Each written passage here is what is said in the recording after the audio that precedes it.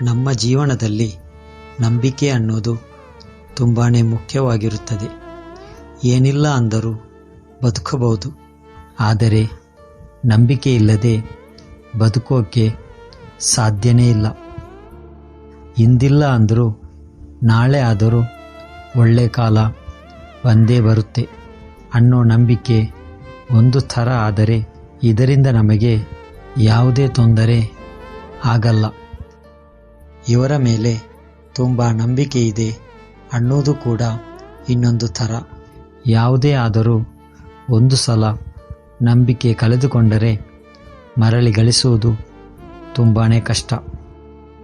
ಪ್ರೀತಿ ಹುಟ್ಟಲು ಕಾರಣ ಬೇಕಿಲ್ಲ, ಆದರೆ ನಂಬಿಕೆ ಗಳಿಸಿಕೊಳ್ಳುವುದು ಅಷ್ಟು ಸುಲಭದ ಮಾತಲ್ಲ. ಗಳಿಸಿದ ನಂಬಿಕೆಯನ್ನು ಉಳಿಸಿಕೊಳ್ಳುವುದು ಕಷ್ಟವೇ ಆಗಿರುತ್ತದೆ. ಹೀಗಾಗಿ ಒಬ್ಬ ವ್ಯಕ್ತಿಗೆ ಇನ್ನೊಬ್ಬ ವ್ಯಕ್ತಿಯ ಮೇಲೆ ನಂಬಿಕೆಯೇ ಇಲ್ಲದಿದ್ದರೆ ಆ ಸಂಬಂಧವು ಹೆಚ್ಚು ದಿನ ಬಾಳಿಕೆ ಬರುವುದಿಲ್ಲ. ಇತ್ತೀಚಿನ ದಿನಗಳಲ್ಲಿ ನಂಬಿಕೆಯ ಕೊರತೆಯಿಂದಾಗಿ ಸಂಬಂಧಗಳು ಮುರಿದು ಬೀಳುತ್ತಿದೆ. ಹೀಗಾಗಿ ಪ್ರತಿಯೊಂದು ಸಂಬಂಧದಲ್ಲಿ ನಂಬಿಕೆಯನ್ನು ಬೆಳೆಸುವಲ್ಲಿ ಕೆಲವು ಅಂಶಗಳು ಪ್ರಮುಖ ಪಾತ್ರ ವಹಿಸುತ್ತವೆ. ಪ್ರೀತಿಯು ಮಧುರ ಭಾವನೆಯಾದರೆ ನಂಬಿಕೆ ಎನ್ನುವುದು ಸಂಬಂಧದ ತಳಹದಿ. ಸಂಬಂಧವು ನಿಂತಿರುವುದೇ ನಂಬಿಕೆಯ ಮೇಲೆ.